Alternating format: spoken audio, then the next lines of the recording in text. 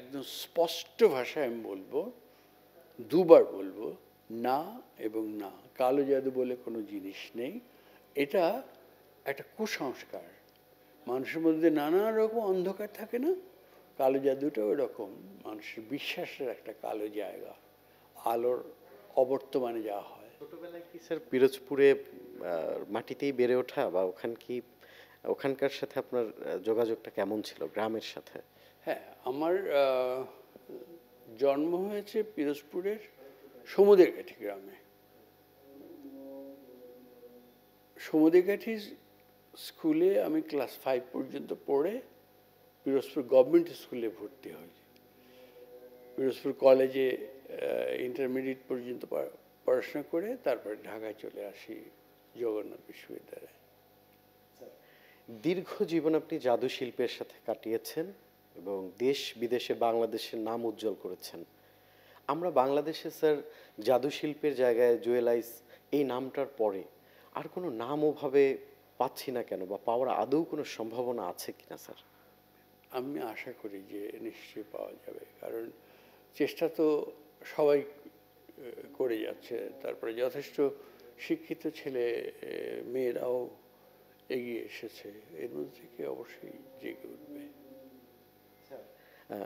জাদুটা আমাদের দেশে পুরো শিল্পের পর্যায়ে যেতে পারেনি কেন অন্যান্য শিল্পের মতো?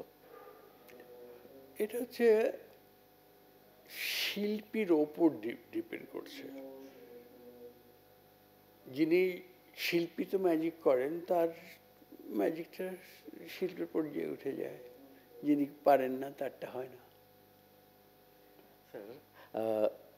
ইনস্টিটিউশনের কোনো দরকার আছে বলে আপনি মনে করেন কিনা, বা থাকলেও সেটার পুরো সরকারি পৃষ্ঠপোষকতা কিংবা এই শিল্পটাকে আরেকটু নার্সিং করা প্রয়োজন আছে বলে কিনা আপনি কি মনে করেন?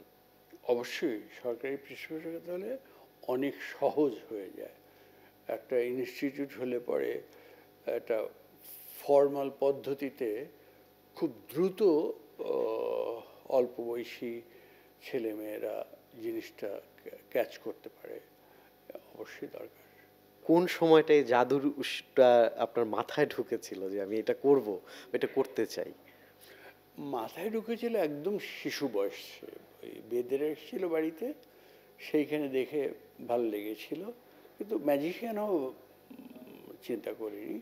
তারপরে সার্কাস দেখেও খুব ভালো লেগেছিল,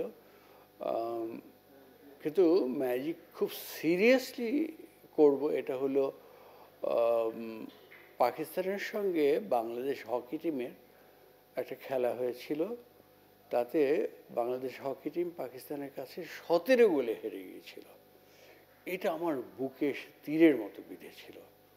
আমি তখনই প্রতিজ্ঞা করলাম যে পাকিস্তানকে একবার পরাজিত করেছি 71-এ, আবার এই জাদুর যেহেতু একটা প্রাচীন ঐতিহ্য আছে এদেশের, আমি এই জাদু নিয়ে নামব। আমার জাদুতে নামা হচ্ছে দ্বিতীয় মুক্তিযুদ্ধে নামা। সেই যুদ্ধটা বোধহয় আপনি একজন সফল সৈনিক আপনার সেক্টরে, নিঃসন্দেহে বাংলাদেশের মানুষ আপনাকে গৌরবের সাথে সবসময় মনে রাখে এবং রাখবে।